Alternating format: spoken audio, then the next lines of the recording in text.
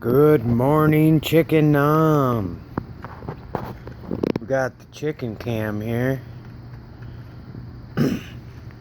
Chickens are doing so good. They're growing. They're getting bigger every day. They're inquisitive little bastards. You can tell they're getting older though, because they're not as fun in the mornings. They don't come out here and run around and act crazy and flap their wings around. They like to drink water and they like to eat food though, that's for sure. I got them this here nice water bottle right here.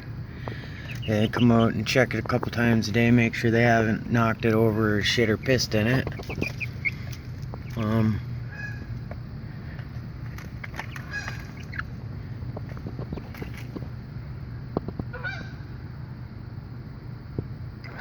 What's that? It's fine, girls. It's fine. Last night a skunk tried attacking them, and I ended up throwing a shovel at the skunk twice. I went right into combat after that son of a bitch. I didn't even think about my own safety. I was in my kitchen right there, and I heard some rattling. I looked out the window, and just as I was looking out the window, I heard some more rattling, and I knew that it was something was after my chicken. So I come running out here, and I tripped and fell on my face right there, because that's where I left the damn shovel. I'm gonna blame that on my wife later though, and ask her why the hell she left the shovel there. But yeah, and then I got up and I grabbed the shovel, and when I was getting up, the thing, when I was getting up and as I had the shovel in my hand, I instantly noticed the skunk was right here too, and it wasn't even really bothering with me. It wasn't concerned I made noise or anything, because the first thing I did when I came out the door before I came running is I made a hissing noise like a cat. And you can do it, little girl. Come on. I made a hissing noise, so that I'm thinking that's the first thing I should do. That's what I do when I hear noise. I'll come outside and hiss real loud, and hopefully that'll scare him off. Well, this didn't bother this fucking skunk one bit, because it was out here, oh man, right on the workbench. Come on. How am I supposed to become six-pack ab chicken farmer with you doing this shit? Come on. And but yeah, so I hissed, and then I come out running and tripped, picked up the shovel.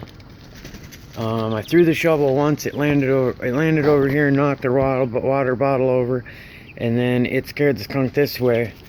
Skunk came running this way, and then I grabbed my shovel back up, and I came over here, and I was standing right about by this garbage can, and then that cocksucking skunk it started going back this way, and I ran over here, like right here where the chickens are, and it started going this way again, and then it was going and going and going and going and going. It got right about here, and I tossed that shovel as hard as I could. There's probably some gravel messed up right here from where I hit. Not really. It's a little bit right there. But this is where the shovel got stuck under, and that skunk was gone. I missed him. And that's the story of the skunk that was trying to fuck with my chickens. And yeah, I was really pissed because it woke my chickens up, and the ruckus and stuff. And then I had my headlamp on. I was in the house doing some flow table work, and spending some time in that laminar flow, if you know what I mean, which hopefully most of you don't, but hopefully someday most of you will. And so I had a headlamp on anyway, and so I come over to check on my chickens, and I took the weight here that's laying here now, that hasn't been in any other videos, laying right here, and I put this cage up here that I used to use to keep them safe at night. I put it up and covered them up for the night.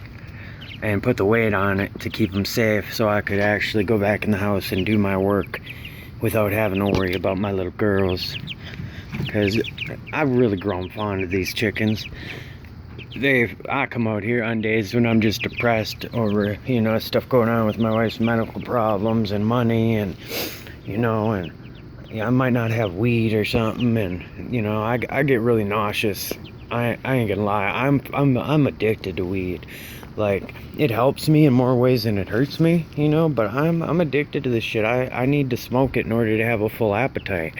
You know, I have health problems of my own that probably contribute to that, but I mostly contribute it to, I've smoked weed for so long that I basically trained my body to only really eat when I'm smoking. And so, you know, but there, you know, and I eat better when I'm not stressed, you know, and my wife's health problems have been a main stressor. So I haven't been maybe eating as much, and I haven't had money to buy smoke. But we about to have some smoke, boys and girls, and teapots, so that ain't gonna be a problem no more. But I'll come out here, point is, I'll come out here and I'll just hang out with the chickens without any weed, without nothing, just me and the chickens, you know. And you know, they do some stupid ass shit sometimes. I mean, one of them, I wish I had, I need to figure out a way to tell them apart now that they're older and they're getting their feathers, because I totally lost track of who's who. I mean, one of them used to have a stripe. What do you got? One of them used to have a stripe. One of these buff ones used to have a stripe. Ow! That's not fucking nice, bro. Well, yeah, that's not cool, little girl. A little prick just did. Man, I got enough little bite marks on my body from Loch Ness mosquitoes up here in the Yoop. But yeah, these chickens, man, I love these little bastards. I couldn't imagine what would happen if something ate these now. You know, I've had chickens before, and they've all lasted. These are the longest I've ever had chickens last. You know, I was a bad alcoholic and a drug addict. Whenever I had chickens before, they always got cared for, but they ended up being fox food. You know, because I didn't have the proper way to, you know, once they got a little bit smaller than this, I had to bring them outside. I couldn't just keep them in every night. And, you know, my very first chicken, he used to just sleep with me. She used to come in at night, and the first night I ever got her, I brought her home, and she would not stop squeaking and squawking. So finally I got up and I just put her in bed with me, and she crawled up and slept in my armpit. And until she was probably 3 weeks younger than these chickens, that's where she slept every night.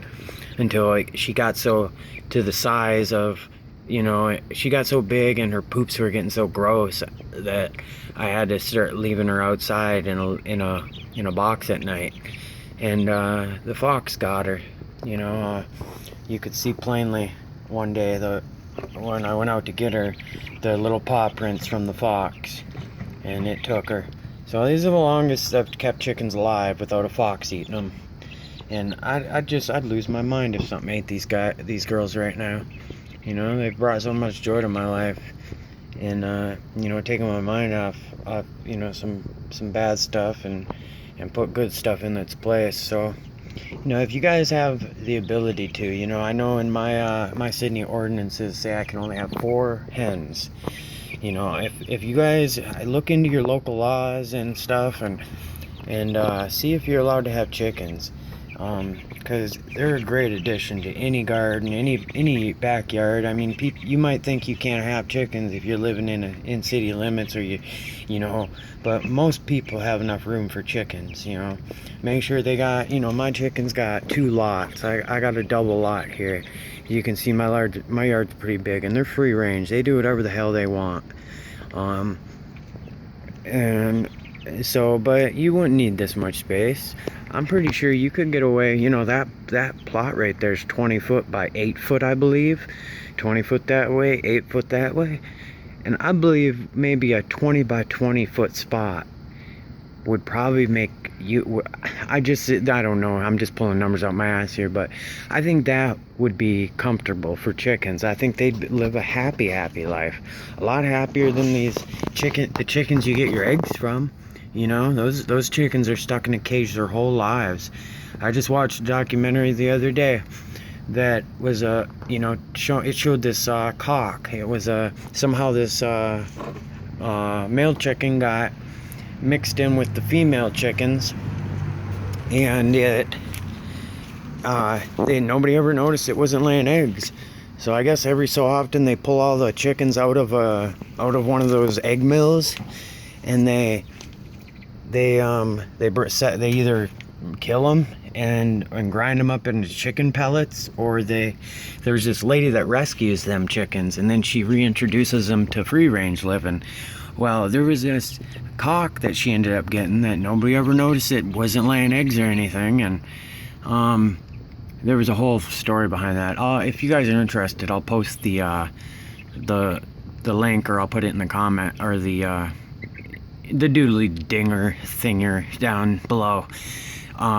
It was free on YouTube. I don't even think you have to have a premium account to watch it, but there's the cocks, or chickens, I guess, if their ovaries get damaged, they can start releasing too much testosterone, and they can basically become transvestite chickens. And that wasn't the case with this chicken. It was a male through and through. But my point is these chickens don't even learn how to walk, because they're stuck in cages so small. So, if you got an area, this big, as big as that, 20 by 8, that you can keep some chickens, I think they'd be happy there. Way happy. My chickens love life. But yeah, I just wanted to give you guys a quick update on the chickens. I'm here up here in Michigan, doing my living the chicken life in city limits, fucking growing that legal weed, raising them legal chickens. I'm gonna see about I'm gonna start living the chicken life, that's for sure. And I suggest you guys really look into it. Peace.